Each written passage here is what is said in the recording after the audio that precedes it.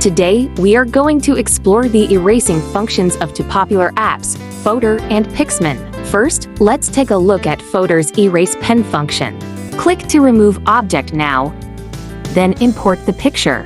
The text in the picture is relatively small, so we need to enlarge it slightly. Adjust the brush size accordingly, and manually erase the text. When you are done, click to remove. Now the text has been erased. Next, let's shift to Picsman. You can use the Remove People or Remove Text options in the toolbar. After importing the image, Picsman will automatically identify and suggest removal of items, text, or watermarks, eliminating the need for manual editing. Simply review the suggested changes and select the text you want to erase, then click to remove.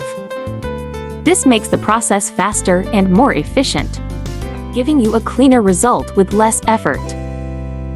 For ease and speed, Picsman is the right choice for your image editing needs. Thanks for watching, and don't forget to try Picsman for your next project.